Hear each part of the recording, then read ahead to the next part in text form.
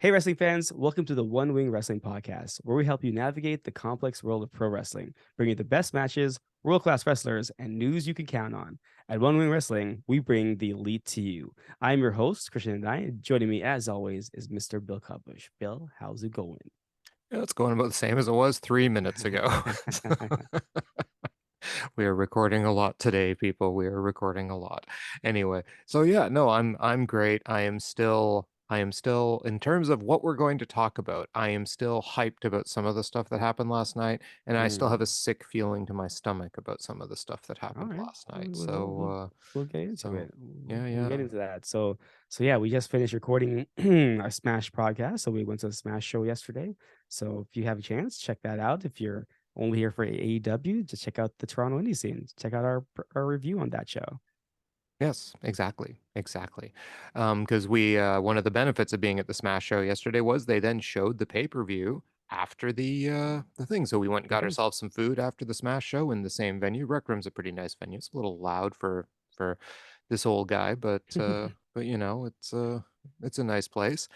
Got some food. They brewed me a pot of coffee, which I appreciate, and then we went back in and watched the pay-per-view. Now, what this meant though is that they had to tear down the ring in the Smash Room before we could watch the pay-per-view there. And what it meant was the first little part of the AEW pre-show we were watching on my phone on YouTube with no sound. Yeah. So, which means that the first match, do you want to get into it, Krishna? Yeah, let's get into it. Okay, let's do this. We had Excalibur, Taz, and Tony on commentary for the first part, as I discovered once we got in a room with volume. It came to us from the Prudential Center in Newark, New Jersey, and the first match was the best friends. Trent Beretta, Chuck Taylor, Orange Cassidy, and joining them was Ricky Romero, and they were taking on the Factory. Now, I think Danhausen was also part of the team. It was Yeah, hard to so tell. We just had so like the little phone screen YouTube, so yeah, so what happened was on Friday night mhm. they were so it was gonna be a 5-on-5 match.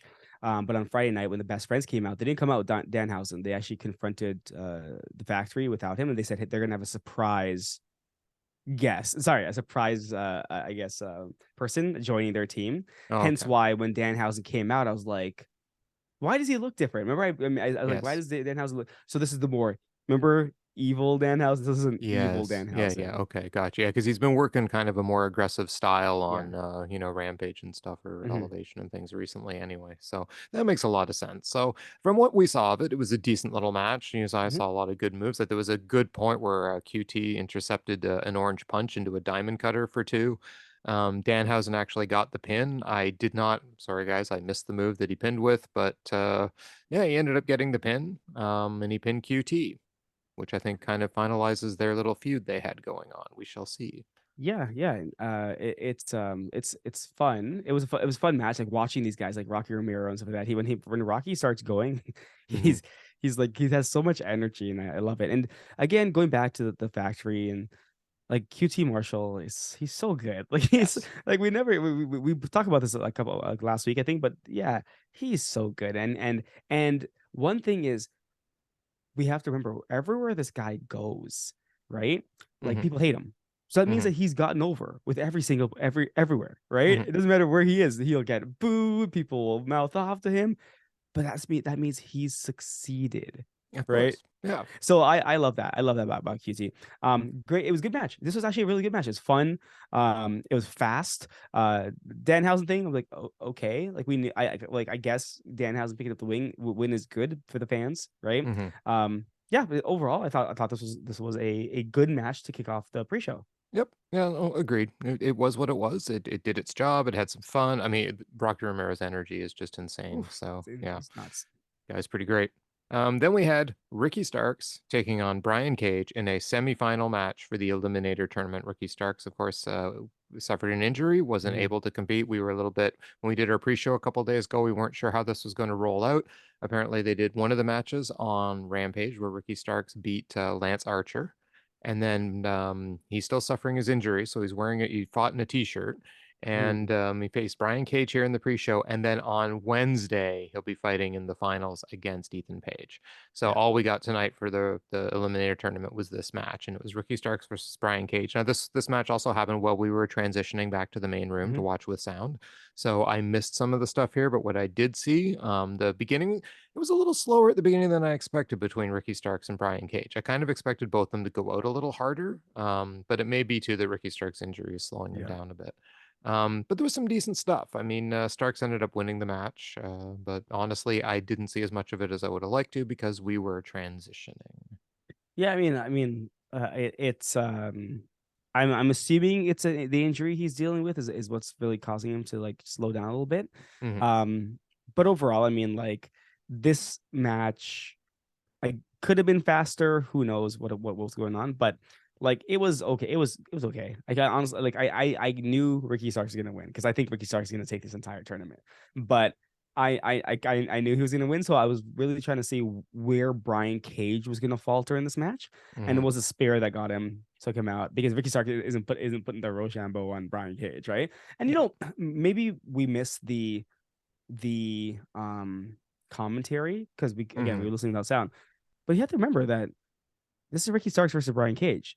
Remember, Brian Cage was the FTW champion and was then turned on by these guys and they took the belt away from him. So I don't know if the commentary commented on that, but I just thought, you know, maybe this match needs to be hyped a little bit more.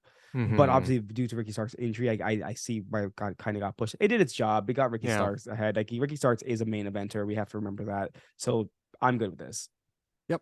Yeah, no, I'm happy with the result. And I think you're right too. I also agree that he will be winning the tournament because they wouldn't have delayed the tournament for Ricky Starks if he wasn't winning the tournament. Agreed. So I agree. Anyway, then we have Jun Akiyama taking on Eddie Kingston. Now, this match was made after Rampage on Friday night. This is Eddie Kingston's dream match. And all I can say is the story is the match, right?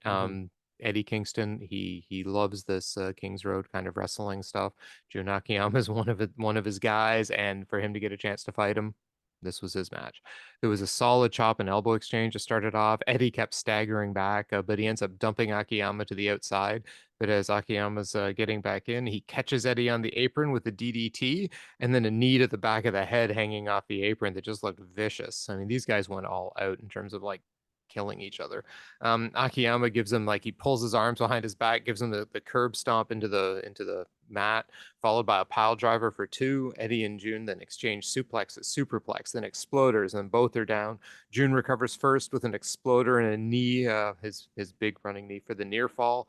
The end comes when Eddie lets Jun get to his feet essentially, and then he hits the Huracan on him, pins Jun. There was a huge respect angle after the match. Eddie bowed to Jun Akiyama. Akiyama bowed back. They shook hands. They hugged. Eddie's crying. He then gets a mic and he says, this isn't about me. I just want to thank you all for coming out tonight. Thank you, Jun Akiyama. Thank you, Kings Road Style. He calls out RIP to a number of Japanese stars from Ricky Dozen to Inoki, and he just says, I hope I made you proud. Yeah, this match, and everyone knows this is not obviously a match up my alley, right? Something that I would like. It's hard hitting. I get this. This is like a standard like Eddie Kingston style match. But you could see the emotion that he had in this match, and this guy, he broke down at the end. Like he was emotional even talking about the match before when he went with Renee Paquette, right? This is like his hero, the guy he's always wanted to fight. So I'm like, that's awesome. Like this, like Tony doing this for Eddie Kingston is awesome. Like you get this match, and Akiyama agreeing to it, right? Like showing the respect as well. So this match was absolutely the match itself was good. Again, wasn't my type of match, but like everything surrounding this match was just perfect. And I like Eddie Kingston is one of my favorite guys in AEW. So like if he can get something like this, and you remember things happened backstage a couple months back with him and Sammy, and everyone kind of said, oh well, it was Eddie's fault. Eddie took responsibility. He said, guys, I overreacted. It was my fault. Yep. And then suddenly he disappeared for a while. Then he was like on Dark and stuff like that. I kind of feel like, you know what, Eddie Kingston doesn't get rewarded enough. So I kind of like, I saw this as everything's fine. Tony Khan, thank you for doing this for Eddie Kingston. And yeah, it was good. It was good. But I mean, like, obviously, this was good. Bill loved it, obviously, but I was like, yeah, but the breaking news coming out of all this stuff was that Konosuke Takeshita is now all elite. So that's all I had in the back of my head, right? So that was great. So this entire thing was good. Yeah, no, I really enjoyed this match. Probably more so than you. I Yes. don't mind these kind of matches if they're done right. This isn't big men slapping No. meat. This is two guys trying to kill each other with Yes. chops, with slaps, with slams, with like head hits, with like it's just like that DDT followed up by the shot that Akiyama Mhm. gave Eddie Kingston at the apron. I was like, oh man, that kills, right? I like matches like this sometimes. Mhm. Because I don't want to just see lucha things all the time, because if you see lucha things all the time, you will tire of lucha things That's eventually, right? So I really appreciate a good story match like this because man, this was a storied mhm, match, right? mhm. Start to finish, it was, Eddie Kingston versus his hero, and he won, and the emotion was just all over. And like this matches like this too are why I love pro wrestling, right? I mean, just wow, wow. Anyway, this was the match of the night on the pre-show. So Yeah. I would say the entire package, yes, agreed. yes, It was the best. It was the best thing on the pre-show because yeah, I had fun with the like the best friends and stuff like that. But it was okay. It's just they're yeah, just thrown together. It was a yeah. fun match. But like this is like again, I love Eddie and Pete hmm deserved it. So I appreciated that. Yeah, and you know what's funny is that if I had to look at like the whole card on the whole night, this match would probably rank in my top five. So anyway, then we shifted to the main card. Jim Ross, of course, comes out and he joins Excalibur and Tony going forward. We had some amusing sound where we were sitting to watch it. The bass was really low, so it sounded like Jim Ross, Excalibur, and Tony all had like really nasally voices for the entire Mm. night, which made it kind of amusing to listen to them on commentary. But it was also kind of awesome sitting in a room full of other people watching the pay-per-view and seeing it on a giant screen. So that was cool. Um, let's see. We opened up with the steel cage match between Jack Perry, Jungle Boy Jack Perry, and Luchasaurus. Luchasaurus lawn darts Jack into the cage, which cuts Jack open, of course, rapidly turning him into a man with a bloody mask. Luchasaurus takes control, repeatedly hurling Jungle Boy into the cage, including a crucifix bomb that drops Jack partway between the cage and the ring. He hits a choke slam off the top rope, followed by a fireman's carry side slam for two. Christian actually managed to get the cage open at this point, even though security was called down and ejected him, but they get out of the cage. Jungle Boy gets slingshot into the cage side as Luchasaurus gets a table out from under the ring, throws it into the ring, gets chairs out, throws the two of those, throws them in. They all return to the cage. Jack comes back though, and he does this amazing like running, jumps off the top of the chair, like jumps off the chair that was set up at this point. Canadian Destroyer to Luchasaurus. And then shortly later, he hit the kill switch to Luchasaurus on the chair for two. Luchasaurus recovers. He choke slams Jack through that same chair. That chair went through hell. And then hoists him up on the turnbuckle. Jack counters and hits an avalanche sliced bread. He then gets really angry at Luchasaurus. He wipes the blood off his face, slaps Luchasaurus with the blood, pounds him down, and hits a pile driver on him for a near fall. But the end eventually comes when Jungle Boy locks on a sleeper and he puts Luchasaurus on the table that's been set up in the ring. He then smashes him down with the remaining chair, climbs to the top of the cage, and does an elbow drop off the top of the cage through the table. Locks, but that wasn't enough. Didn't even try to pin him. Yeah. Locks the snare trap Mhm. on him, and Jack Perry submits Luchasaurus. What'd you think? Yeah, this was a great match. As I said, Jungle Boy never puts on a bad match. This guy really is awesome, right? Luke Perry's son, like, wow, this like it just doesn't make sense to me. But I after the match, Jungle Boy did an interview. Well, not an interview. He's part of the post the scrum, the media Was he scrum. eating muffins? He was eating a pancake. I swear to God, he had a little pancake. He was eating it, and I was just laughing to myself. But he actually talks about Luchasaurus, and he said, when he was 10 years old, his parents he liked wrestling. He was wrestling his sister all the time, Yeah. and his parents found him this trainer who was training like kids and stuff like that for wrestling. And he goes, that's where he met Luchasaurus. And I was like, wow, holy crap. That's He's known, insane. so he's known Luchasaurus. He's not, when they say they're best friends, he's known him for so long. He's like, after that, then we kind of separated for a bit, but then we met back in the indies again. And that's where we became friends again, right? So I was like, Oh wow, so they really wow. are friends. But like you could tell these guys work so well together. Mm. Um, uh, Jack Perry, you see the emotion in this guy. Like honestly, if Jack Perry works on his mic skills, you got another AW. You have another complete package on your hands here, right? Yes.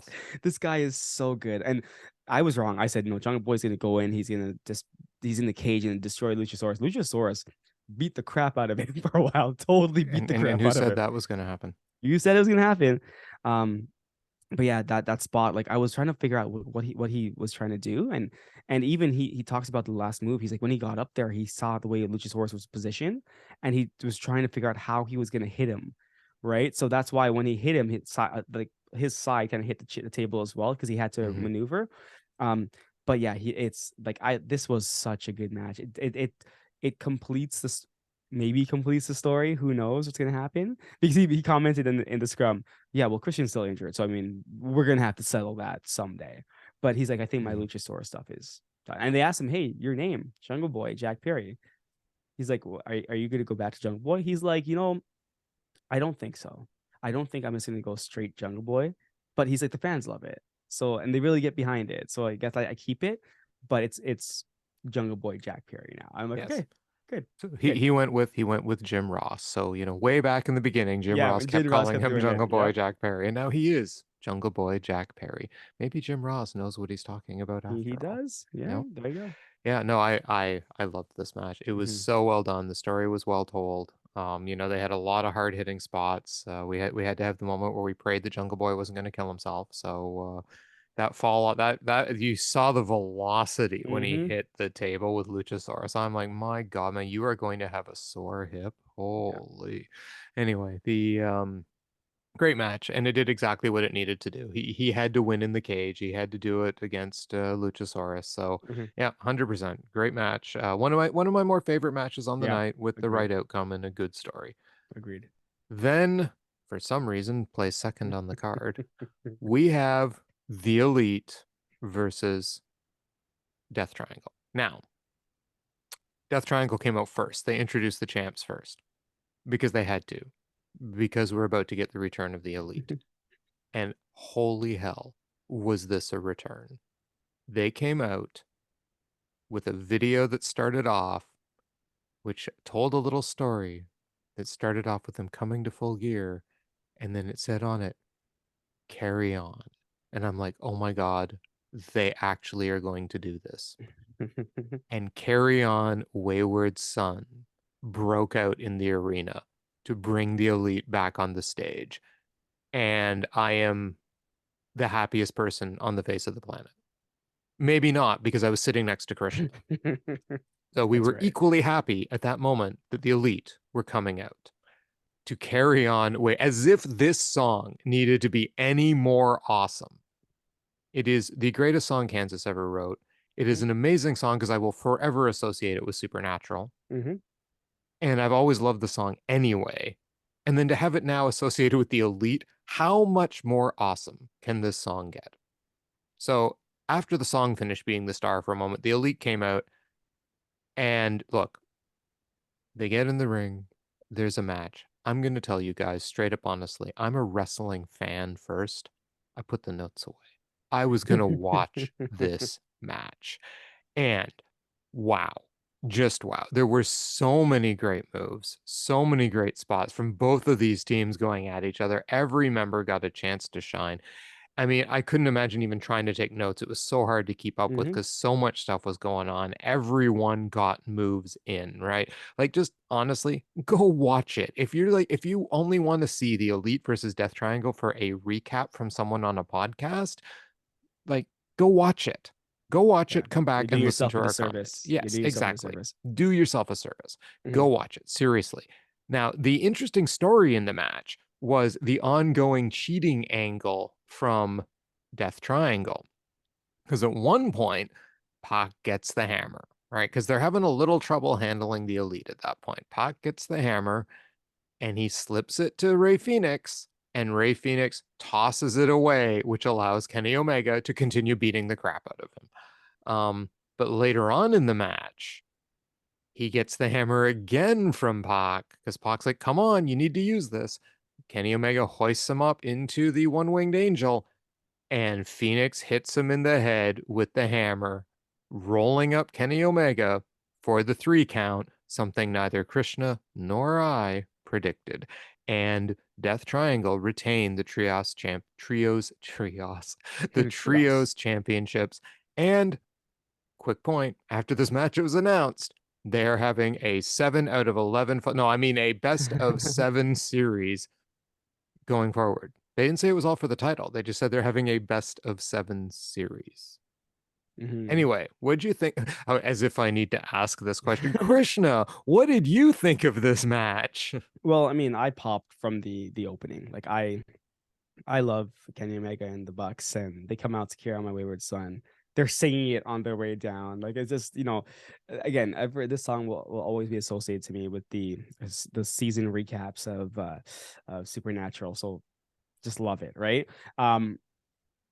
They come out, they are in great shape, not even missing a beat. These guys are just showing you why they are so good, right? And obviously they're across from Death Triangle, who again are perfect in their own respect, right?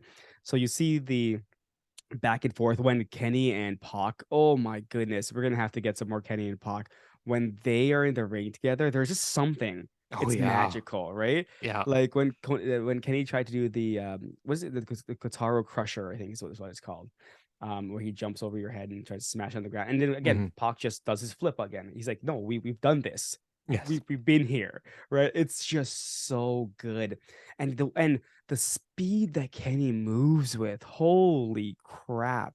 Holy crap. Like it is absolutely like I obviously you guys can tell. I I I love this match. I love this. My match of the night. I love this match. And the back I again did not call the ending. I was shocked. I was legitimately shocked. I'm like, no, Rey Fenix is never gonna do this. And then he does it. But he's still disappointed the fact that he did it, right? A smart thing that I can't take credit for this. I'm going to give it the credit to Sean Ross Sapp for saying this. But what this did was also sets up the best out of 7, whatever you want to do. Let's talk about that. But the post media scrum, right, is for all the winners of the matches. So this eliminates the Elite from having to go backstage and get questioned by all of the media. Even though I didn't know that. Yeah, even though Pac and those guys didn't go for some odd reason, but like, yeah, it's the post media scrum is for the winners of all the matches. Oh, I didn't know that. Right? Yeah, okay. Yeah. So, and I didn't know that either, but that's what Sean Ross Sapp said. And I was like, interesting. He goes smartly, then they don't have to go back, do interviews because everyone's gonna just ask questions. And Tony Khan probably said, no, I don't want anyone to slip up here. So let's. But they did it in a way that is actually a real coherent story and continues a story that's been going on anyway, right? It's an awesome story. It's of course I would have preferred my Elite to win, obviously. But I mean, you pointed out before, hey, maybe the tag champions need to get challenged. Well, right? Right. And I mean, I think well, it's not just that. I think, well, because we're getting 7 matches now Yeah, between these guys. I know. I think the point too is that this really benefits the whole program, because if the Elite had come back after having the title stripped from them, they come back and just take them from Death Triangle. It makes Death Triangle look like a weak bunch of pile of crap champions that were just warming a belt while the Elite were away. This makes it look like Death Triangle are legit, right? Even though they had to cheat to win. Yeah, I was gonna say, but that's it. But well, I mean, who knows? Maybe someone would have broken up that one-winged angel. We don't know. I'm just confused. Like, who are the bad guys here? Who are the Right. I mean, heels? I think it's supposed to be. Well, obviously, returning a lead are never going to be heels in I know. I AEW. know. Never. Doesn't matter. They could act like the biggest dicks on the planet. They're being cheered. I mean, there was literally a what was that chant about CM Punk? FUCM Yeah, Punk. FU CM Punk chant that started when the Elite got finally were in the ring, right? Mm-hmm. So you got an FU CM Punk chant. You had fans in the audience. There was one guy I noticed when Jon Moxley did his entrance later who was wearing a CM Punk shirt, but he had duct tape and an X over the CM Punk logo. Right. I mean, I think it's pretty clear how a lot of AEW fans feel about this. I mean, maybe that's going a little far.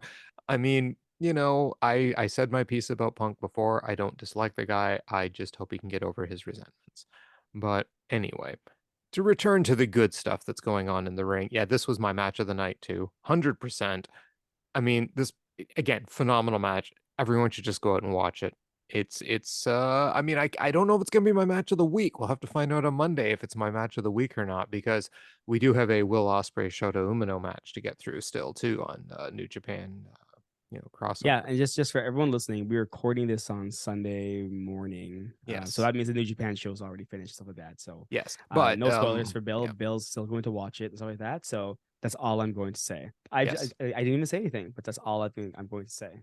Yes. So yes, I still have to watch the New Japan Stardom crossover. And one of the two matches I am most looking forward to watching is, in fact, the Will Ospreay versus Shota Umino match. So we shall see what happens. Anyway, to return to AEW, and now, well, it's kind of sad to say that was the second match, and it's kind of all downhill from here with some minor rises because, we had the match of the night as the number two Mhm. match, and we still have like 3 million matches left on this card. Now, Tony promised us we'd be out earlier, and he kept that promise. We were out slightly before midnight. So. Yeah. Anyway, next up, we had Jade Cargill taking on Nyla Rose. Nyla comes out in a car with Vicky Guerrero and Marina Shafir, kind of a throwback to like the Eddie Guerrero car spots. Um, Jade and Nyla brawl around the outside. Nyla gets control, eventually hitting a cannonball in the corner and then a diving knee drop to a hanging Cargill for 2. Jade comes back with what looks like an Orange Cassidy light kick, and then she does a beast bomb on Nyla for 2. That's right, she used Nyla's move.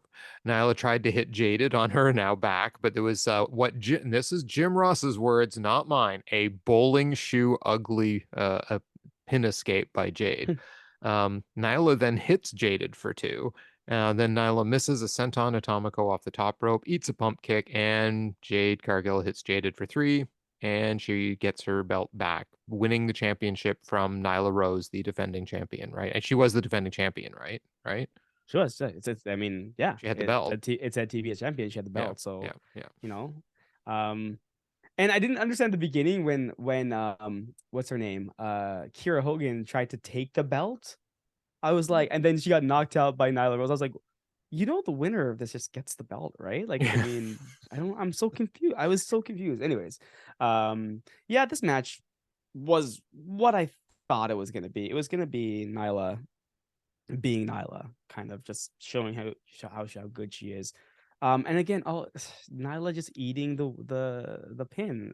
All she does is like lay down for everybody, right? Like she had the belts briefly, and then that was it. Like Tony, you have so many good female talents in like why are you doing this Jade Cargill Goldberg thing? I'm so confused. I don't understand why you're doing this, right? But like so is it going to be like the Undertaker streak, like when Brock beat him and then suddenly everyone was kind of shocked and then they were like, why? Like, why did that happen? Kind of thing, right? Yeah. Like, at least the Undertaker, he earned that, right? I don't understand it with this TBS champion. Like, why do we have to have her carry it for? Who's going to take it from her at this point? Who's Hmm. taking it from her, right? I'm just confused of the booking of this. I just don't know where it's going. And the match itself was okay. It wasn't bad. It was just okay. Um, Yeah. but like, yeah, I just don't know where it's going with it. And that's what kind of confuses me. Yeah, it was a match. I mean, Yeah. I've not much more to say beyond that. I agree with you. I don't know where the booking's going either. I don't know who's supposed to challenge Jade Cargill for this title because they've turned her into such a monster that no one can beat because she's just so Mhm. good. Number 6 on the PWI, whatever. I'm so done with Jade Cargill. Next up, we have the Ring of Honor title match, which was Chris Jericho, champion, taking on Sammy Guevara, Claudio Castagnoli, and Bryan Danielson. Like a lot of the matches matches tonight, they start by all brawling outside. A lot happened in this match. I'll give you guys some highlights. Because we had 4 of the best wrestlers in the world in a ring together, and that includes Sammy Guevara for you haters. He is clearly one of the best wrestlers in the world. Sammy hit a double cutter to the Blackpool Combat Club guys, and Jericho hugs him afterwards. There was a lot of it was a love fest between Sammy and Jericho to start the match off. Sammy then does a standing Spanish fly, which Jericho follows up with a lion salt to both Claudio and Sammy, who had just finished hitting the Spanish fly. Claudio, though, interrupts the pin with a deadlift gut wrench to Jericho. Jericho catches Castagnoli with a code breaker, but Sammy breaks up the pin. And now this is where Jericho and Sammy kind of come face to face, because, Sammy broke up Jericho's pin attempt. This led to the two of them fighting, and Sammy hits the code breaker to Jericho for a 2 count. Sammy goes for the walls, but Jericho counters into the walls. It's going to be tough to get the walls on a guy who knows all the counters to it and then puts it on them. But anyway, Danielson broke that up with a missile drop kick. But on the missile drop kick, it's not like it connected. Jericho catches him in the missile drop kick and puts Danielson into the walls. Anyway, but then the Blackpool Combat Club, Castagnoli comes in. They beat down on Jericho for a bit. Sammy then comes in and hits the GTH on Jericho, and then a shooting star press on him for a 2 count. I mean, the shooting star press was gorgeous, awesome. And it nailed Jericho right on, dead on the money. I mean, you want to see a perfect shooting star press? Go watch this match. Claudio then picks up Sammy and does a military press throw, and he just hurls him out of the ring. I mean, my God, the strength Claudio has is crazy. But then he immediately eats a Busaiku knee from Danielson for 2. This was a huge near fall. Sammy then comes back with a cutter to Castagnoli, a Spanish fly to Danielson, and then gets a Fujiwara armbar, but Jericho breaks it up. They all fight outside the ring again. Claudio hits the Gotch pile driver on the floor, and Sammy does a shooting star to the floor at that point. The end, though, comes shortly after when Claudio finally gets the giant swing on Sammy. Jericho breaks it up and then does a Judas effect to Castagnoli and pins him for 3. Yeah, this match is awesome. This match is absolutely awesome, right? If someone was telling me, what, this is my match of the night, I'd be like, you know what? I couldn't disagree that this match was fantastic. All of these guys, right? All these guys are amazing in their own respect. Sammy, he gets the booze because people just don't like him because of stuff he does and says and trouble he causes sometimes. But you cannot deny how amazing this guy is, how talented he is. That shooting star press, Jericho was almost halfway across the ring when Sammy hit that. And I was like, are you kidding me? You landed that perfectly. You need to teach some of the guys in the back how to do some of these things, right? Yeah. And if Sammy had won, I would have been happy too if Sammy had won. But we knew Jericho again is becoming the best ROH champion that's ever lived, right? But no, this match I fully enjoy. I fully recommend it. Go out, watch this match. Again, like the Elite match and like the Jungle Boy match, you're doing yourself a service if you don't actually go check it out. It was fun, and there were only 4 matches in out of 10, but it was fun, and it did what it had to do. And at the end, Jericho wins, and Jericho cuts a little promo afterwards saying, he understands why Sammy did it. He's been with Sammy since 2019. So yeah, I have nothing bad to say about this match. Yes, and we will get to the Jericho promo later because more comes out of that as well. This match was phenomenal. I mean, if it weren't for the Elite match, this would have been my match of the night.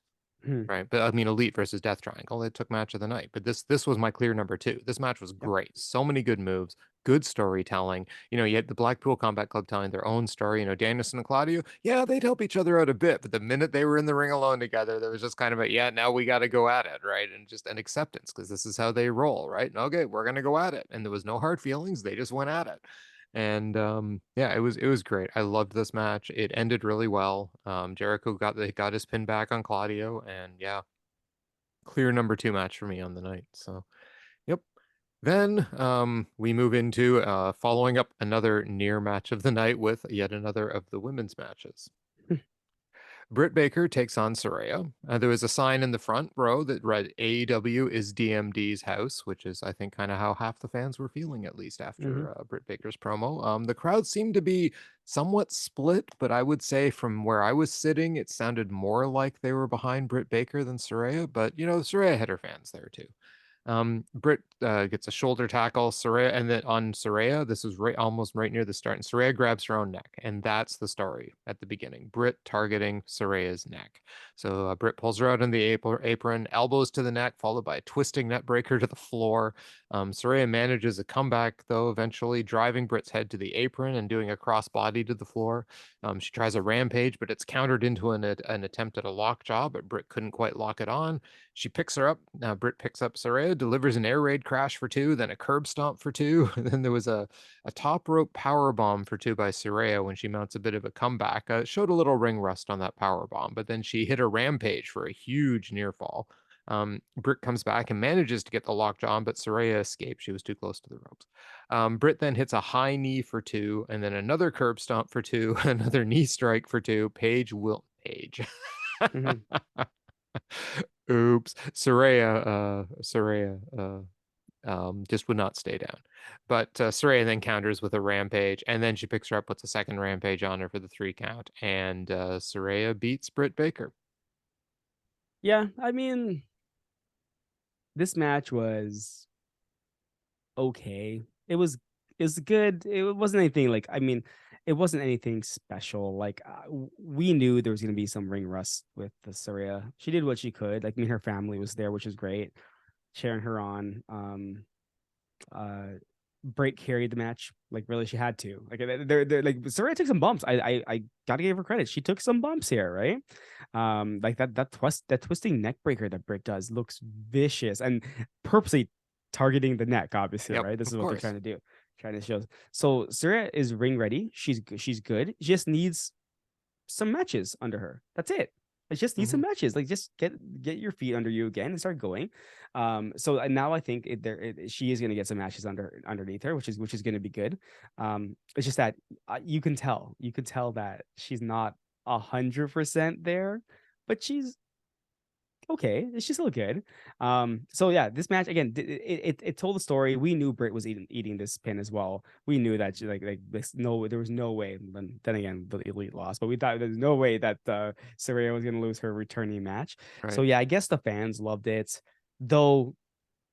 The DMD chants were insane. Like, I Yes. mean, like I was behind Brit the entire time. I thought, like, Mm-hmm. Brit is so, you if you go watch the match, you see how good Brit actually is, because everything she does, it's like there's so much precision to it, and you can tell she's not, like, anything she's doing is not going to injure her, Right. right? So you can see it. That's, and again, credit where credit's due. Brit's awesome. So yeah, this match was, to me, it wasn't my favorite. It was like a roller coaster ride, like a good match, bad match, good match, bad match. And this match is not bad. It's just not the greatest, right? So Yeah. that's it.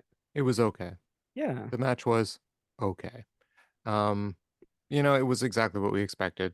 Like you said, I'm not going to add much more to what you said. Mhm. Britt's amazing. You can see how, like you said, you can see how good a wrestler she is in this. I completely agree with you when you say Mhm. that. Um, Soraya can be good. I think that the story they told leading up to this match kind of might have messed up the crowd a little bit in terms of who they were supposed to cheer for. You could kind of see that. It was a big, Britt was seen quite clearly as the, a possible babyface in this match by a lot of people. Mhm. But anyway, the it was what it was. Soraya moves on. She can only wrestle once a month anyway, so it's going to be quite a while before she gets back in the ring for a match again. I'm sure that she can work out in the meantime, but it's going to be a slow comeback for Soraya, and I really wonder what's next for her now that she's beaten Mhm. the top of the AW Women's division. Now Yeah. what? Now she goes for the title. No, you can't do that. You need to be humble like Brian Danielson and stuff like that.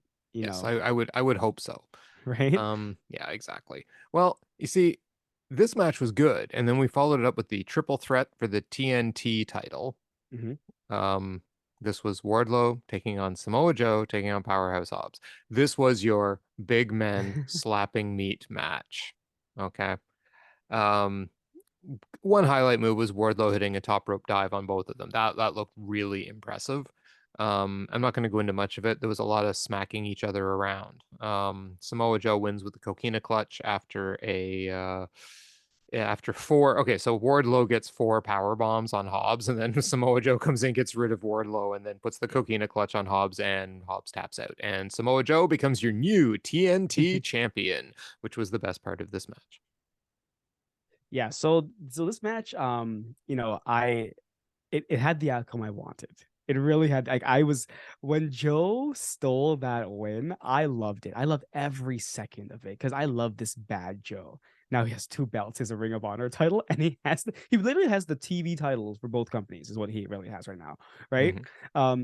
I love it. I like, yeah, the match itself was, it did what it had to do with big guys throwing each other around. Like Joe, you don't realize how big Joe is. I was like, holy crap, Samoa Joe is pretty big. Holy, Yes, he geez. really is. Okay.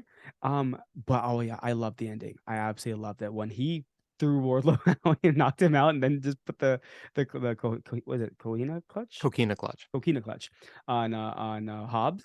That was awesome.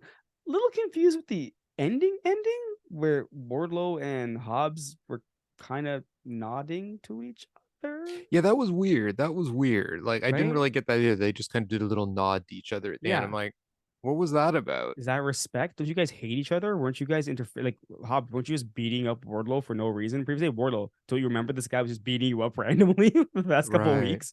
Like, did you guys forget? Did Joe steal this so quick? Like, was that what affected everything? I don't I know know what's happening. This is what's actually happening. pretty obvious because, Wardlow is devastated. He lost his tag team partner because he loved the name so much. So now he nodded to Hobbs because they're going to have the Hobbs-Low tag team. Hobbslow got it. Or maybe Ward's. Warbs, the Warbs tag team. Yeah, I don't know. I don't know. Yeah, I Or don't know. war power. That's what gonna have, right? Because war and Well, I guess powerhouse. he's So Powerhouse Hobbs, yeah, right? Right. So Power Low. power there's low. a Who there's a knows? great name for tag. Low power. Yeah, low power. There you go. But yeah, no, I the match itself was okay, whatever. But Mm. the outcome was fantastic. I love the fact that Joe won this Oh because I yeah. want to see more Joe on AEW TV. Yeah, me too. Because his promo skills are So amazing. good. He's just such a badass, and he's so Yeah. good at it. And yeah, I, I You, was I was totally surprised. I never expected Samoa Joe to win this match. Both of us said there's no way Samoa Joe's winning this, and he did, and it was awesome. you know what this is? This is a smart move by AEW. By putting the belt on Joe, it allows him to be on AEW TV or wherever, like Dark and all Hmm. that stuff, defending a belt that he has, working with the young talents. Yep, that's true Smart, too. Yep. smart move by AEW here. Yeah, and he can get a good feud going with someone too. Can come Yeah. up to get that title now, Mm-hmm. right? They've got it off Wardlow in a way that Wardlow didn't get pinned, Yep. right? I Yep. mean, Wardlow Exactly. Wardlow is the one who did all the damage to Hobbs and then didn't get pinned. So Wardlow still comes out of this looking like the unbeatable force that is Wardlow. And Samoa Joe gets the belt. So that's great. Now Wardlow can go on and do other things. Yep. He can go do Wardlow things. So it's at this point we get the Chris Jericho promo, and he's backstage with Renee, and he says, "You know, Sammy may be late, but I call that competitiveness. I expected Sammy to do this. He's a future champion, but I'm still the champion and will be for a long time." And then Orange Cassidy wanders into the shot.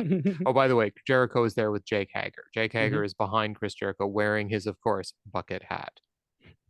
Orange Cassidy says, Tomohiro Ishii would like a match for that. He's a former champion. And Jericho says, "Hey, you owe me $1,000 for my jacket. And Ishii used to carry my luggage and shine my shoes. I still think of him as a young boy. He wants to go tell him the senpai is waiting." So Jericho Hmm. leaves the shot. Jake Hager just stops and he looks at Orange Cassidy and goes, "What's in the bag?" Orange Cassidy pulls out the belt and asks Hager if he likes the belt. Hager says, "I like my hat." But then Orange Cassidy offers him a match, and Hager does. And then Orange Cassidy leaves, and Hager yells about how good his hat is. Yeah. No, And I'm in love with yeah, Jake Hager. Yeah. what was his face? Orange Cassidy says, "Nice hat." He's like, "You're damn right, it's a nice hat. I Yes, like that this was the hat." line. Yeah. But yeah, no, this is interesting because like I love Jericho. He remembers everything. Like this guy is so spot on. You owe me you still owe me $7,000 for my jacket, right? Yeah. And then he totally talks about how Ishii was his young boy, getting him coffee, shining his shoes, doing his laundry. he's like, yeah, your senpai is waiting. I was like, oh my goodness, this is gonna be kind of cool. And then the Jake Hager versus Orange Cassidy is gonna be such a funny match, like these two. Yep. Jake Hager with his new, just he's good, and he has this comedy side of him that I didn't even know existed, and it's Yes. being brought out now with Jericho. So yeah, I this promo made me laugh a lot, and yeah, I'm excited for these two matches. Yeah, 100%. Yeah, both them should be good. I am looking forward to it, and just give me more of Jake Hager in the hat. That's all I have to say. Then we get Jay Lethal and Jeff Jarrett versus Sting and Darby Allin in a no DQ match. They do the whole video thing, and Jeff Jarrett comes out with a bunch of guys in Sting matches. There's a bunch of shenanigans at the start where music hits and there's fog and a bunch of other stuff. But anyway, Lethal gets dumped off the top when they finally get the match going. Darby does a coffin drop off of thing to buy. Oh, that's right. He set up a ladder outside, and he Mhm. did a coffin drop off of the ladder to try to hit Lethal. It was Lethal, right? Yeah. But It was no, Satnam Singh, it was Jarrett. It was Jarrett. He's trying to hit Jarrett, Jarrett. okay. And anyway, Satnam Singh catches him in the out of the air on the coffin drop, and then gives him a crucifix bomb on the ramp. Mhm. Sting then overshot Satnam in a dive off of the rails Mhm. and hits the two guys that were behind him, fortunately. And it looked like he just went like Head head first, first, yeah. but it was dark. Like we couldn't Mhm. see where he actually hit, but he was fine. The match was good when Lethal and Darby were in the ring. There was a great Lethal combination at one point. Eventually, Darby took a guitar shot to the back, but Darby kind of hulks up after that, doing the Sting no sell spot. The end comes when Sting sort of catches Lethal in a lethal injection into a death drop. And then Darby does a coffin splash for 3 on Lethal, and that was the end of the match. Yeah, it was. I mean, it was what we thought it was going to be. Like I didn't think Darby Allin was going to be the no sell. I thought Sting was going to be the no sell, Yeah. but Darby was the no sell. I mean, listen, there were spots in this match where, like, because Sting is basically like a spot person now, right? He can't really do a lot of the things he used to do. Even Mm-hmm. his Stinger splash is like a little off. But like he can't do what he used to do. Darby and Lethal were actually fighting, these guys Mm-hmm. are really good. Like, Oh yeah, like yeah. Jay Lethal is so good.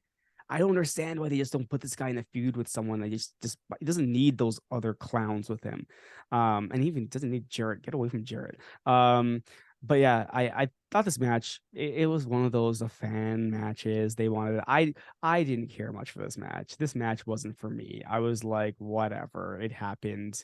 Some good spots, but like not some great spots. Again, when you put the elite on before everyone else, this is what happens. Okay. Yes. So I'm sorry, this match, just by comparison to like a lot of things we saw, was mid, right? So it Yes. was it that was it. I have nothing more to say about this. Yeah, no, it was totally mid. And then just as a point, at the match, we're both like, okay, so this would be a good spot for the House of Black to interrupt, right? Because they're on the poster for the pay-per-view, Oh right? yes, The of House of course. Black. So this is where they're gonna interrupt, right? And this was the beginning of Krishna and myself going, so this is where the House of Black are showing up, right? Like here. Mhm. Oh, no, they didn't show up here. Okay, fine. So we still have a lot of matches left for them to show up. So now we are waiting for the House of Black to show up too. One match they were definitely not showing up in was Tony Storm versus Jamie Hayter.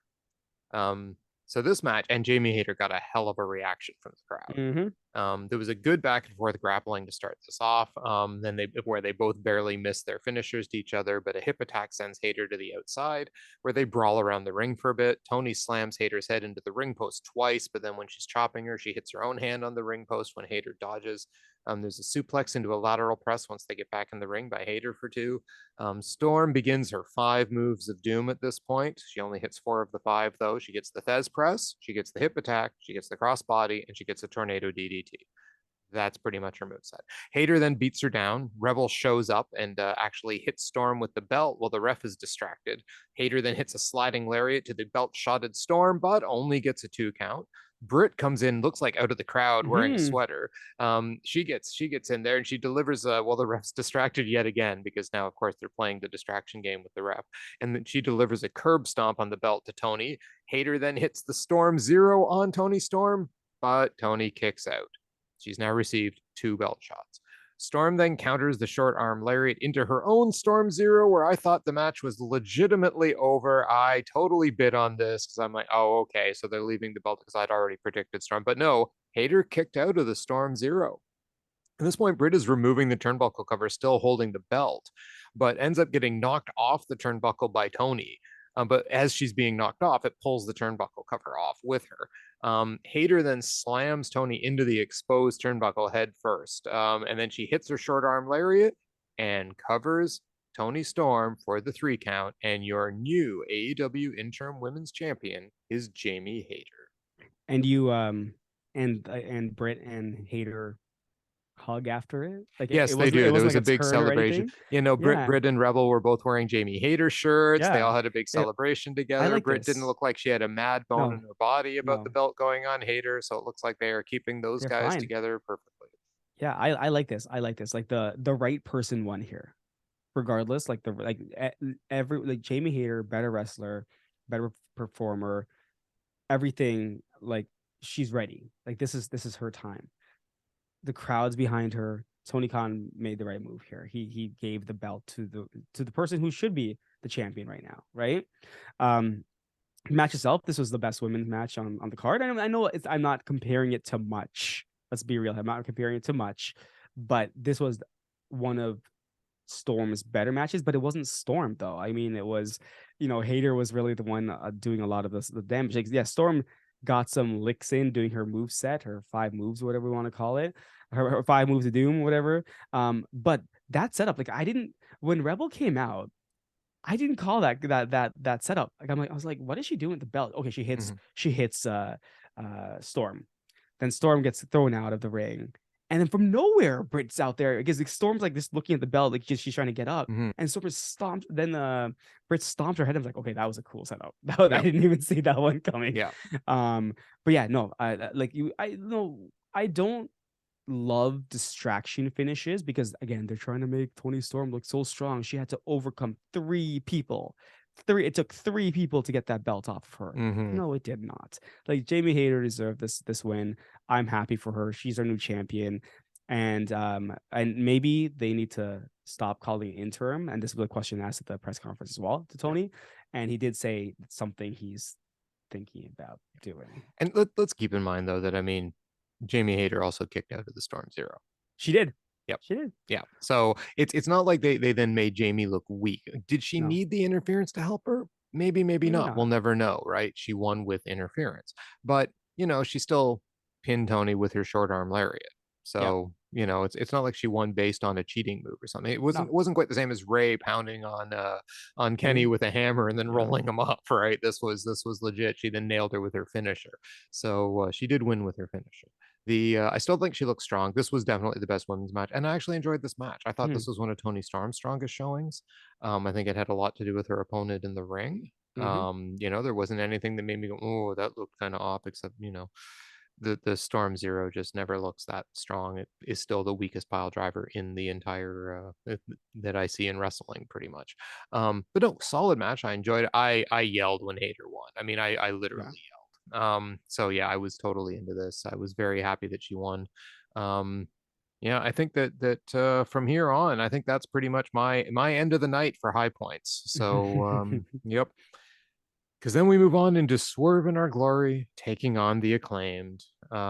Max Caster raps to the ring. He does a double rap. And this one, he talks about Kanye. Someone's dying like Twitter. There's a joke I missed. Something about Trump. Keith Lee looks like the guy from Monsters, Inc. And Keith is blind. Did I miss anything important on that? No, I don't think so. Yeah, that was his rap, people. And that was exactly how he said it too, word for word. Anyway, it wasn't. I'm just joking. Anyway, also it turns out that Daddy Ass did not accompany them to the ring, so he's not getting any kitchen utensils, namely scissors. Krishna then says Daddy Ass is 100% showing up. I do not disagree with Krishna at this point. Anyway, the Acclaimed with the early advantage, hitting the Scissor Me Timbers. Swear, I can't believe I even have to recap this stuff.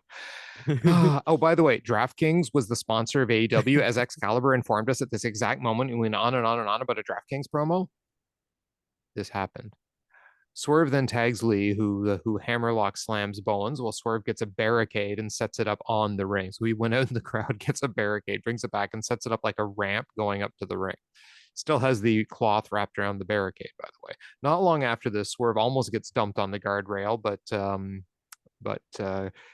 then shortly after that, Caster puts Lee and himself through it. The guardrail bent and didn't actually break in half, probably because it's a guardrail, but man, that looked painful. Back in the ring, Bowens gets a DDT on Swerve for 2. Swerve comes back with a flatliner and a swerve kick for a near fall.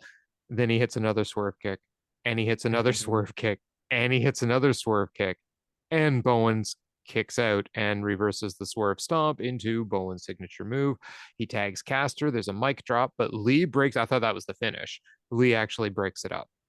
There's a sheer drop brainbuster by Swerve to Caster, and Swerve tags out to Lee. They execute the fall from glory on Caster, but he kicks out. So Swerve goes and gets pliers, and he's going to use them on, I believe, was it Anthony Bowens outside the ring at this point? Yeah, and he's got the pliers. He's going to use them, but this is when Billy Gunns come charging down to the ring to stop pliers Swerve, but he gets ejected by the ref. Swerve passes the pliers off to Keith Lee, tells him to use them on Max. Keith Lee completely refuses. Swerve slaps Keith Lee. Keith Lee leaves and tells Swerve he's on his own. So now it's 2-on-1. So who really cares? Yeah. We know exactly what the outcome is. And the Acclaimed retained their titles. Yeah, 2-on-1. Like, I mean, whatever. They returned to title. The match itself was good. These guys are good. It's just that I just don't like this Keith Lee storyline. It's so stupid. Like, okay, is it because you want to go on a singles run? Great. I'm sorry, but the personality in your team was all Swerve. So good luck. I mean, Swerve will probably help you now in the singles feud you're gonna have, because Swerve is that damn good, right? So like, yeah, I didn't like the outcome of this match because I was like, really, is this what's gonna happen here? Okay, fine. So Bill, you'll talk about this, but like, so 3 matches now had a will he, won't he? Or sorry, we're gonna get to the third one, but 3 matches on those cards was will he, won't he? Oh my god, are they gonna turn? Are they not? Which kind of takes away from the whole concept of are they gonna turn or not? Because maybe you shouldn't have let Keith Lee turn here, or it makes sense for Fenix because that's been an ongoing thing, and then they defeated the lead, but like. You really have to have the Swerve and Keith Lee turn this? Anyways, yeah. I guess this is how they lose. But yeah, I didn't like the outcome. I mean, it's going to set up a new story. Who's going to face the Acclaim now? I have no idea. Like, nothing set up, right? So again, this Dynamite coming up is going to be a very interesting one because a lot of things need to get resolved. No, 100%, right? Because, we have, like you just said it, another situation with another weapon and another tag team partner reluctant to use the weapon. It's the same damn story. It makes more sense with the Rey Fenix one because they're fighting their ultimate rivals. They're ultimate rivals who've just come back and are like just firing on all cylinders. And Rey finally relents after refusing once. He finally relents and uses it. That's a good story. That's a good story. This was Keith Lee sticking to his guns and refusing to use the pliers that Swerve keeps trying to. It was like the dime store paperback version of the story being told with Death Triangle. It's a lesser version of the same story, and it ends up in the classic partner deserts partner. But usually what happens is the bad partner deserts the good partner, and then the good partner gets beaten because of it. But they kind of reversed it where Swerve gets his comeuppance by being left alone in the ring with the Acclaimed, and I just didn't care. I felt nothing. I'm like, the only good guy in this match is Swerve Strickland to me, right? Look, Matt, don't get me wrong, I've said this before, the Acclaim can wrestle. I just don't like their characters. I respect their talent, I just don't like their characters. So I do not love the Acclaimed. We've established this. So anyway, I don't love the fact that this trope is being used continuously, and as we will see, continues to be used. For me now, this brought me into the last match, and I'm just kind of like, well, I can see where this pay-per-view is going. I knew where this last match was probably heading because it's time for the main event. So we get MJF taking on Jon Moxley for the AEW World Championship. Mox haymakers MJF right out of the gate. And I mean, that looked hard. It's like he just walked up and punched the guy. Anyway, and then he goes to work on Mox for a while.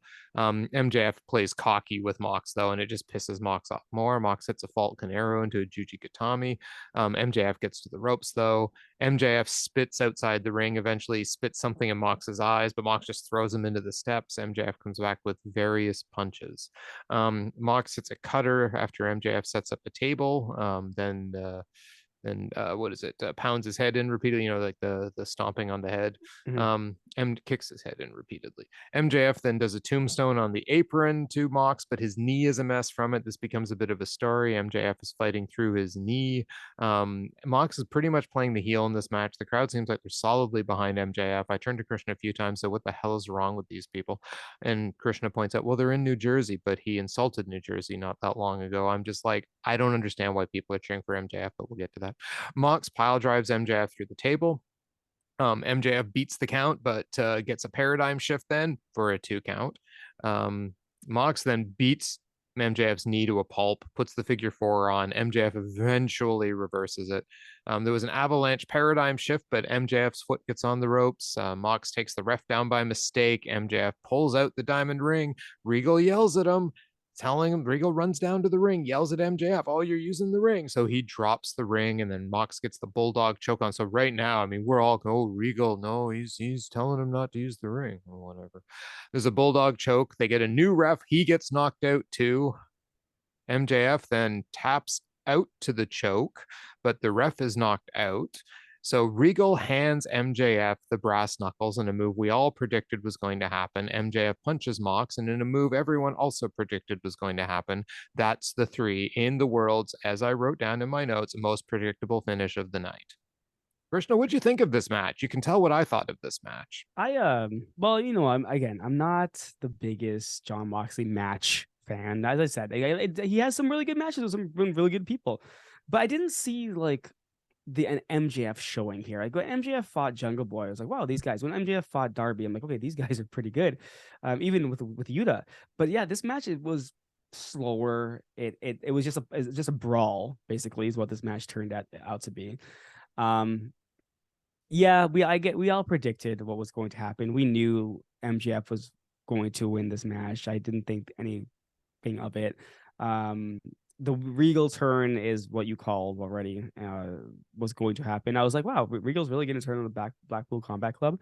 And I guess, yeah, really, he adds color to it, but they kind of just do their thing. You know what I mean? So I don't know if they necessarily need him, because they're all kind of just single wrestlers by themselves. They're not like, who cares if you're part of the club or not, right? So I don't know what's going to happen there. All I know is that someone posted online like the aftermath of the show. So when they went off air, the Blackpool Combat Club came down. So Yuta, Danielson, and Cassidy, and they helped Mox up, and it's funny, you can see them explaining to him what happened, right? And then Mox like just flips out. He starts like, it almost like he was throwing a tantrum. He kind of just starts smashing his fists onto the in the ring. And then they calm him down a little bit, and he gets up, and he hugs Wheeler Yuta, gives him a kiss on the forehead, like that, and he hugs the rest of them. I was like, okay, that's kind of cool. Maybe this is signaling Moxley and take a little bit of a break here, but it's interesting because they looked pissed, right? They looked angry. The fact that it was Regal that turned on them. So again, another interesting storyline. I'm more interested on what they're going to do with this, right? Because I'm kind of like, okay, everyone predicted this was going to happen, but now what? You've kind of thrown, like, what's Yuta doing? Is Yuta going to be one of the people challenging for that belt now? Because, right, is it going to be Yuta? It has to be, right? Well, Yuta. 100%. Yeah, so because he's trying to like show that, listen, you took down my senpai, right? This is the guy that's trained me, and stuff like that. I'm coming after you, kind of thing. And listen, that's gonna be a pretty good feud, because Yuta, as much as he's not good in the mic, he's great in the ring, right? Just like Ricky Starks. Ricky Starks is again one of those full packages. Great on the mic, great in the ring. So they do have people lined up. It's just I don't know. I liked William Regal, or I should say I like William Regal. Does William Regal need to be with MJF, I don't know. I don't know about that, right? So by the way, MJF, because he won the belts, he stormed into the into the press conference. He just told everyone how great he was. He's like, you guys are all marks. You guys believe me. You guys even believe me when I put this guy over. And he points to Tony Khan. And Tony Khan. So at one point, the camera's focused. You actually see Tony Khan smirk a little bit because he's like, he's trying to be serious. And then he's like, oh, any questions? He's like, what? No. Anyways, F you. And he walked out. He literally walked out at the press conference. And Tony Khan's like, okay, so we can continue now. Right. Yeah. So it's MJF like just being over the top. Again, I was not impressed with this match. It didn't have anything that made me go, "Oh my god, yeah." Maybe the was it the pile driver that Mox gave MJF onto the table? Yeah, through the That looked like it table. hurt a Yeah. bit. But besides that, I wasn't really Yeah. much entertained by this match. No, I wasn't that entertained by this match. Yeah, I don't know if it was just the end of a long night of wrestling or if we knew we'd already seen the match of the night. But no, you know what it was? And I'll tell you what it was. It wasn't Moxley, it was MJF. 100% Yeah. MJF for me. You know why? And this is the thing. You know why I love the Jun Akiyama and Eddie Kingston match so much? The Mhm. authenticity that Yeah. bleeds through that, right? Mhm. You've got one of the legends of that style of wrestling in the ring with Eddie Kingston, who grew up on that, like loves it and is fighting the and the emotion, the story, right? It's there. It makes sense. Both these guys are honest, right? The Elite versus Death Triangle. You get the sense. I mean, Mhm. come on, the Elite is the Elite, right? And they know it, and they have that kind of like cocky, but like in a good way vibe when they wrestle. You know, these three guys love wrestling. MJF says he loves wrestling, but MJF always comes across as a slimy snake. Yeah. You can't Yeah. trust a word that comes out of his mouth. His actions do not equal his words. He cut all these wonderful promos about how much he loves wrestling and stuff, right? And we all knew he was staying Yeah, he was. bad. Yeah, I mean, exactly. he's a lifelong heel, and that's fine, right? But people bought into this and they're cheering for him and stuff, right? I mean, they've really messed up what's going on with MJF, right? Like, is he a bad guy? Is he a good guy? And I guess, they're, oh, well, wrestling these days is shades of gray. Well, that's fine. But you know what the end result of this was for me? Mhm. And it's like, look, I respect MJF. He cuts Mhm. a good promo, but he is such a WWE wrestler. He Yeah. really belongs Yeah. over there. His style His fits style. them perfectly, Yeah. right? With this whole like storybook character. And that's Yeah. what it feels like to me. It feels fake. It feels like a fake character. And I'm not convinced that like Jon Moxley, he feels real to me. He feels genuine. He feels like whether he's good or bad. And Mhm. he was playing up some of the heel mannerisms tonight, right? But Mhm. whether he's good or bad, he feels Bryan Danielson, real every time he's in the ring, right? Chris Jericho, he plays characters, but he Yep. puts his heart and soul Yeah. into those characters, right? In a way that yeah, he's playing a role, but you know how much this guy loves wrestling. I'm still not convinced MJF loves anything but the money that comes with wrestling. I mean, I'm sure his stories are honest and legitimate, but they Mhm. don't come across in his Yeah. speech like they're honest and legitimate. And that came across in the match to me tonight. I'm like, it was just so clear to me that this was being set up. It was so clear to me that really William Regal was going to turn. Mhm. And he did. And the match ended. And I'm just like, yeah, whatever. Like, it's I don't care that MJF's the champion. I honestly don't think this is going to be an interesting title reign. I do not think he's a generational talent by any stretch of the imagination, at least not in my book.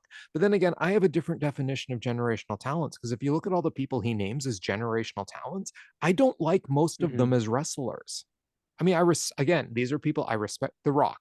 I respect what The Rock was able to accomplish. I fracking hate his wrestling character. I can't stand it. John Cena. I've said this a lot. And near the end, when he was more embracing the back and forth Mhm. shtick with the crowd, I always said, I respect John Cena for what he's been able to accomplish. I hate his character, right? There's a lot of these guys, the name is generational talents. The Undertaker's different. I Mhm. respect and like The Undertaker. Ric Flair, in spite of some of his problems that he got into as a wrestler and someone who carried the business, 100%. MJF isn't any of those guys. He hasn't proven himself to be at that level, not even close yet. He was in the ring with a guy that outclasses him on every level. He was shadowed again. And he should bloody well realize this by 3 guys that came back who are just heads and tails over his level. Heads and tails over his level in the Elite. I don't know who MJF actually thinks he is in his own head, right? But I'm not convinced he's going to make a good AEW champion. I don't like the direction this is going. It's going to be Ricky Starks first. Yeah, we know that. What the Blackpool Combat Club's going to do, I'm not sure. I am just waiting now for, the Konosuke Takeshita with any one of these younger guys tag teams to come along and challenge the Acclaimed, because that would be pretty great. I don't know. We'll see. Top Flight. There's another contender that could go for the tag belts. There's so many good tag teams. Yep. Anyway, you can tell from this, I've ranted a little bit. I didn't like this, and I mean, Krishna knows it, because I kept turning to him and going, "Are these fans like insane? Why are they cheering this guy? Like, he's the kind of guy that lies to your face and you believe him constantly. Fool me once, shame on me. Fool me twice, or fool me once, shame on you. Fool me twice, shame on me." All right. Yeah, but I mean, that's the fans like getting to that stuff, right? Because remember we talked about like, the Elite could come out and call us a bunch of marks and a bunch of idiots. I will accept it. I will jump up and down. I'm like, yes, I'm stupid. Please, please tell me where I'm right. He has a following. He has a following, and you're right. It might be a little bit more sports entertaining than wrestling, but I'm willing to say, okay, I didn't really like this match. I really didn't. But I knew, and hey, Tony Khan knew as well. That's why he stuck the Elite match right at the beginning. That's why he stuck all those other matches first, because he knew what he had coming up, right? But I'm hoping that maybe when he starts challenging these guys, like a Ricky Starks, like a Wheeler Yuta, like maybe we're gonna get some good matches. If we don't, that's where I'm just kind of like, okay, you guys need to take this belt off this guy, because it's not doing anything, right? Because at the end of the day, like, he's good he's a good promo guy. But he's really like, what I've seen recently on the ring. I mean, like, it's okay. It's okay. It's you're wrestling like the Miz. I don't like the Miz wrestling. So yeah. So I don't know. Yes, the fans got what they wanted. They want to be say or think that he fooled her. You fooled nobody. Everyone knew what was gonna happen, right? Yeah. You want to keep saying that, like they called the Regal thing. Like, I'm just interested in now how they go forward with this, right? Because we always say, like, we want AEW to succeed. They have now, Tony Khan has all the help he I think needs, though he claims he still does all the booking, right? Tony, show me that you can book properly. Show me. We agree. Mox needs time off. This guy if there's one person that needs time off right now, this guy. Let him go get some rest. But show me that you know what you're doing, because I don't know anymore with this, with like what they've done. Like, we talked about this earlier. We're getting a best out of 7 series. After, like, we know these guys are talented. What's going to differentiate these things? Right? Yeah, like 7 more matches between these teams. At some point, things might get stale. You're like, okay, I saw this already. I know this spot. This is the same thing that they do all the time. Like, at what point it keeps getting fresh, right? So, yeah. I'm very interested in what Tony Khan's going to be booking going forward, because you're right. I hear what you're saying. I totally get where you're coming from with the MJF stuff. I'm willing to kind of give him a little bit of the benefit of the doubt right now, because I can say, Tony, I want to see what you do, but I don't know. You're right. I don't know. What's going to happen with this. And you're right. Like, if I'm looking at this, if I take this match and I say, this is the quality we're going to get throughout his run, then I don't care. I may as well watch a Jade Cargill match. Like I don't care. Yeah, right? he's on about that level if what he did tonight was any indication. I mean, he didn't do anything. And here's the thing: is that the guys that he's in the ring with all look good. Yeah. Right. Because I mean, Jon Moxley took that knee apart. Right. I mean, there was some good wrestling out of Jon Moxley. He's a tough SOB, and he wrestles that way. Wheeler Yuta. I mean, it's a lot of Yuta's ability to work around MJF, I think, that carries those matches with him. Who was the other one you met? Oh, Jungle Boy. Yeah. Jungle Boy, yeah. And again, Jungle. I mean, look at the guys we're naming, right? They're so good. And I mean, MJF, maybe he works as a good bottom for these guys. I don't know. I guess, like you said, we're gonna have to see. I have no choice but to accept the fact that he is now currently the AEW champion. So they've decided that he can be the one that's going to draw money and run with that belt. So, okay, MJF, you have talked a gigantic game for a long time. let me see if remotely the fans come in line with you. Look, I could be the total exception to this rule because I know what I like in wrestling. And MJF, you're not it. You're not even remotely what I like in wrestling. Well, But let's see him prove that he's a generational talent. yeah, exactly. Well, okay. There is a generational talent in AEW already. We know that. Yeah, there And he are. got the best reaction on the show tonight. Yeah, yeah. Okay, fair enough. Fair enough. Yeah, But like, exactly. yeah, yeah, And there's also a generational talent tag team in AEW. yeah, They have yeah, defined tag team wrestling for an entire generation. yep, yep. As Don Callis pointed out, the god of professional wrestling and the best tag team. What do you say of the generation, The right? millennial, they have For the the millennium. Yeah, millennium. yeah, yeah, Yeah. yeah. So Don Callis is right, and you're right. Like I get why Tony Khan put this match on last. Again, it is the main event, so we have no choice. Yeah. But you're outclassed by at least 4 matches. Yes. At Oh, least 100%. 4 matches on here Yeah. tonight. Look, I liked Eddie Kingston versus Better Jun than this one, yeah. Akiyama better than this match by a long. In fact, I like that match better than the Swerve and Acclaim match. I like that. But like, there's a lot of matches that I liked the Eddie Kingston Jun Akiyama match better than on this card. Like I said, it was probably in my top 5. The women's match was way better than Oh this. yeah. The Oh women's hells championship yes. was way Oh yeah. better. Jamie Hayter versus Tony Storm was a better match than this. Yes. Yeah. I didn't like this match, No, and I don't agree. know. Yeah, I mean, it's Psycho Mike versus Cara Noir was a better match than this one, but of course that wasn't on the card. Anyway, well, okay, so here's my question for you then as we get close to wrapping this up. Omega level. What on this card was Omega level, and was the entire pay-per-view Omega level? Well, no, the entire pay per view was not Omega level. I'll start stating that right away. It was a very odd pay per view, and we right from when the elite finished, we're like, this is odd, right? Yes. But I'm obviously I can't not give my boys, my returning guys, an Omega level match here. We're so spoiled that we've seen these guys go at it so much that we take it for granted, right? Yeah. And they're just so damn good. I'm giving them the Omega level status for their match of the night, and yeah, just so good. So Yep, I agree with you. This is not an Omega level show. You can't have an Omega level show that ends that way. So anyway, but I'm going to give the Omega level to 2 matches on this show. Okay. Clearly the return of the Elite and that 4-way. That Yeah, 4-way was awesome. just It was so awesome. good, right? I mean, I couldn't even cover like a bunch of the stuff that happened. Like Danielson, so fast, so hard. Claudio with his like all of them. Like I said during the recap, all of them got a chance to shine. All of them got their moves in.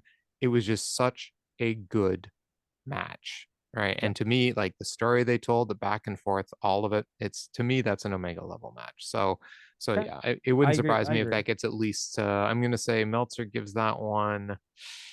Let's go with 4.5 stars, and I'm gonna say he gives the Elite match. I'm gonna say 4 3/4. 4 3/4. You know what, I can't disagree with you in terms of the Danielson match. I hate the Danielson match, but the 4-way match, that was also an Omega level match, and that's it. You had 2 Omega level matches within 3 matches, right? Because you had So was it 3 or was it a little 4? bit more? It was 4. Yeah. So yeah, you had it within the first 4 matches, and you then had 6 other matches to go. Yeah. Oh well. And you faltered. But hey, I'm really interested in finding out, Tony Khan, did you get your buys? Did you get all the buys that you wanted? I don't know. Someone asked him that as well, and he said, well, when he looked at the numbers before the show, they were looking good. Yep. But he hasn't said anything else. So am I disappointed? I'm not. This is not the AEW caliber quality that we're used to in pay-per-views of like, oh my god, like returns and all this stuff and mind-blowing and stuff like that. It was a good pay-per-view with a couple amazing matches in it. Yeah, and I mean, let's not forget, where were the House of Black? Apparently they showed up on no, sorry, they didn't show up on Rampage. They had another promo on Rampage, and that was it. Again, I don't know. I've given up. I mean, that might have been one of my bigger disappointments on the night, was just the fact that after being hyped so much, they didn't actually show up. House of Black, nowhere to be seen, even though they were on the poster. but that's fine. Whatever. It's I agree with you. There were some disappointing moments. But there were a lot of good moments. I do not want to say that. I mean, watching the Elite come out to Carry On Wayward Sons, we got two mega level matches on this thing. We had some other decent matches on the card. We got Jamie Hager now with the women's title. I don't want to sound too down on stuff because overall, I enjoyed myself. I enjoyed the pay-per-view. I had a good time. That's what wrestling's about. It may have been, shaped in the form of a really high peak at the beginning and a slowly declining tail at the end, Mhm. which is not necessarily how you want a pay-per-view to go. But that's also because that's my style of wrestling at the beginning. And there's a lot of people who are really into the MJF Jon Moxley match. So maybe for them, that peak came with MJF getting the title. Who knows? For me, the other way around. But any final thoughts, Krishna? No, no, I think I agree with you. It was I enjoyed it. I enjoyed the pay-per-view, but again, just not up to the AEW standards that I'm used to. And again, no House of Black, the Elite lose, which is fine. I mean, the storyline there, the MJF thing, the turn, like a lot of interesting choices again. But I'm willing to give Tony Khan a shot here because hey, we at least got the Elite back, right? Well, just always remember the wisdom, my friend. Carry on, wayward son. There'll That's be right. peace when you are done. That is right. Lay your weary head to rest. Don't you cry no more. Don't you cry no more. Exactly. Yes. And I think on that note, it is time for us to go. And as the great one who is now back always Yes. says, goodbye, everybody, and good night. Bang. Good night, everyone.